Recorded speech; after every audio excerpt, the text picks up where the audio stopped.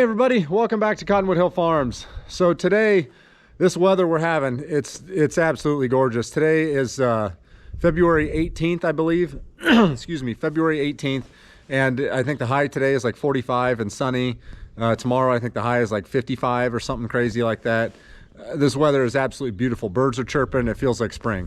So we are continuing on the projects. You know, there's things I'm starting to think ahead for spring, and you know, the weather's getting me nervous. There's all kinds of stuff that I need to get done before spring starts, and this weather is a good motivational tool, I guess you could say. So anyway, this building behind me, what it is the old machine shed. Now you guys haven't seen much of it at all. In fact, I don't think you've seen any of it. And I've got a confession to make. I haven't been completely truthful. I've got more tractors. I do. I have more tractors. So what we're going to do is my plan is today is to pull one of these out and get to work on it. Now, when Gina and I bought this farm, it's been a year and a half ago, I think, something like that, over a year and a half or so ago. Now, mind you, we've been farming this farm for 12, 13 years or something like that, but we just bought it after Grandma passed away a year and a half ago. Now, when we bought the farm, we bought the estate. We didn't just buy the farm, we bought the farm and everything that was left on it that nobody wanted. And so with that came Grandpa's old farm equipment. And Grandpa had some old tractors, which I love, and I obviously didn't want to see those go down the road. So we bought all the old farm equipment, which there wasn't a lot, but there was some.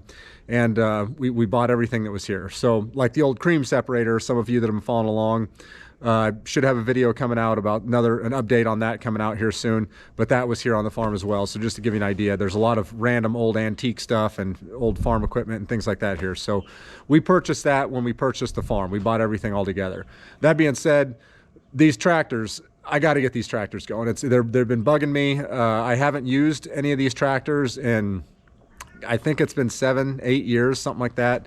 They've just been sitting because they all need a little bit of work here and there, and I just haven't had the time to do it. So today what we're going to do is we're going to pull one of these out, and at least I'm going to attempt to. I'm going to see if I can get it going and pull it out, and we're going to take it over to the shop, get it put in the shop, and kind of get it staged and ready to go to do some work on it. So this was Grandpa's old machine shed. This was kind of his shop, if you will. That was his workshop area. And this is where he kept everything. Now the shop that I have now over here, this was their garage. We added the lean-to on the side. These doors were different in the front. It had a different front on it. When we, right before we moved up here, we completely redid this building. Obviously we didn't do this side, but we redid the front. We rearranged the doors, put garage doors on. We put the door on the back. That door was never there.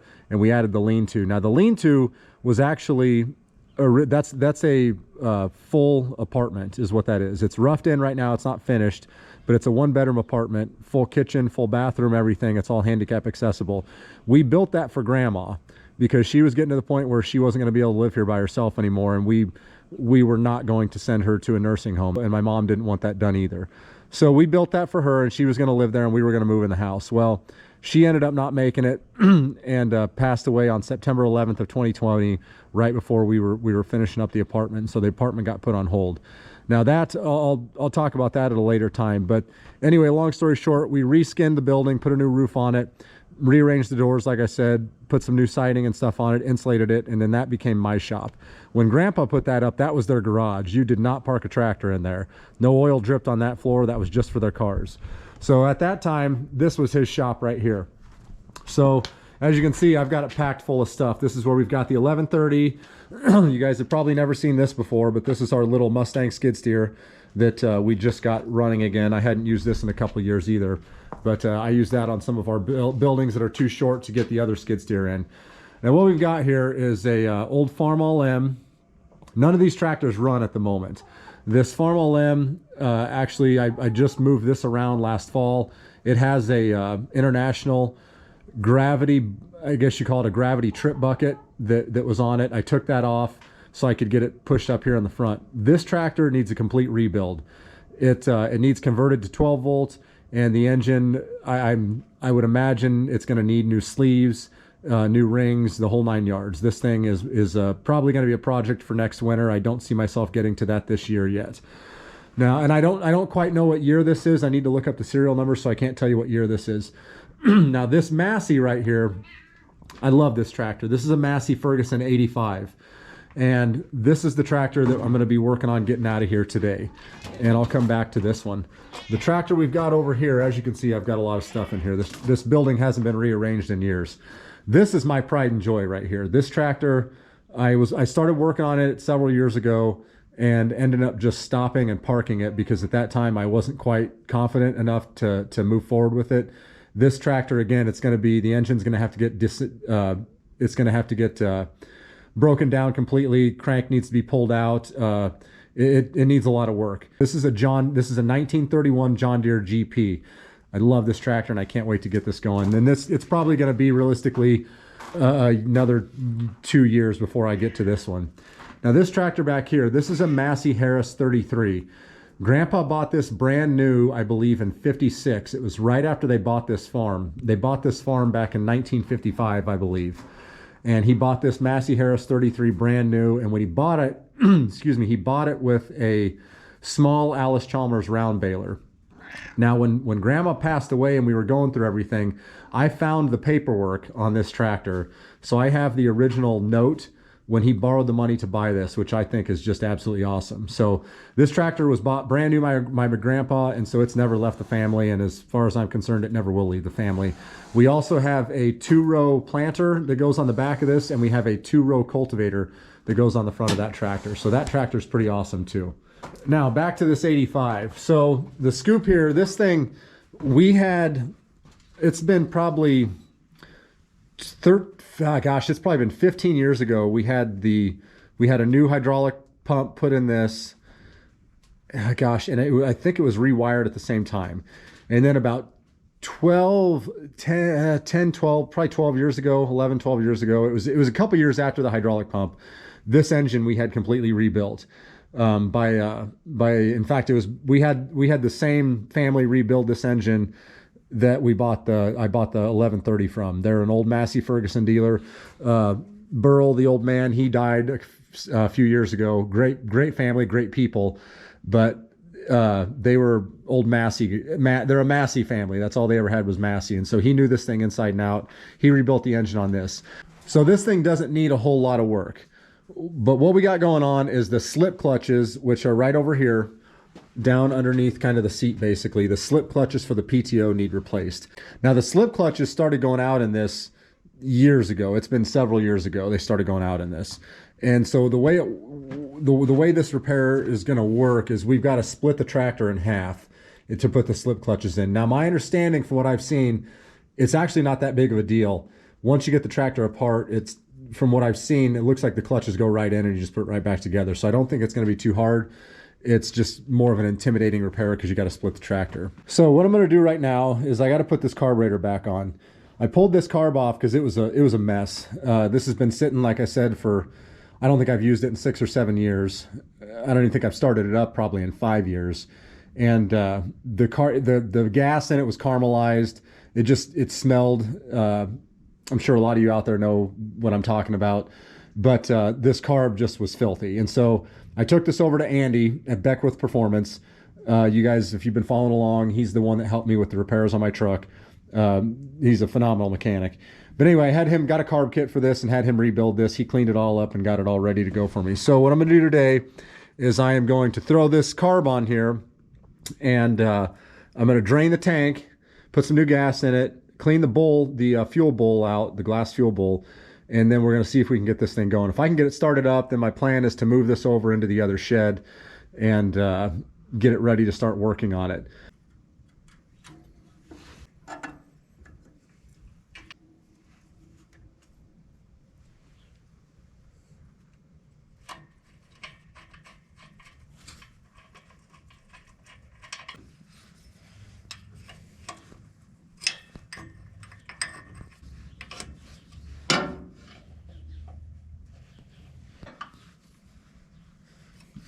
This bowl's pretty nasty. I got to clean it out. I think it needs a new rubber seal on it. It's leaking pretty good.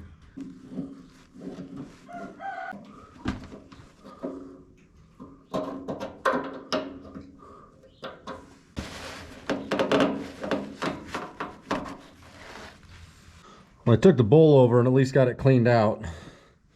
It ain't perfect, but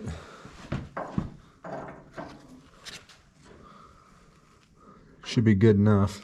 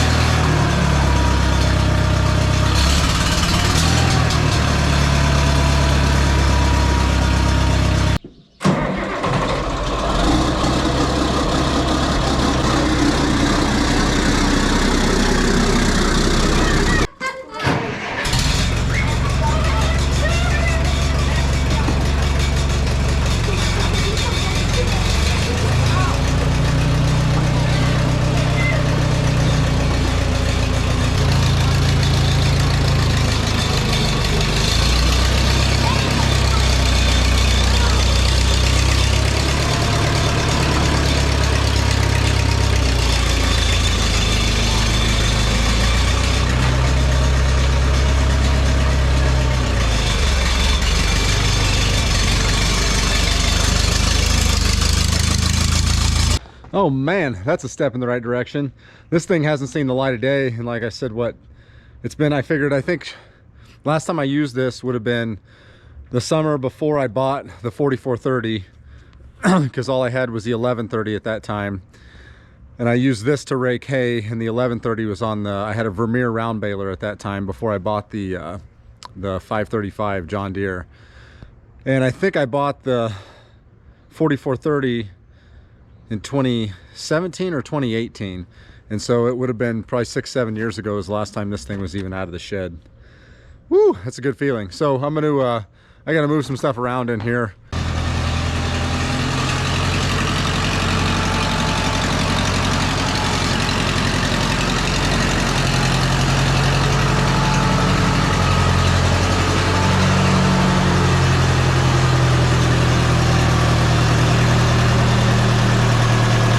Alrighty, that's a win. That's what I call that, a win.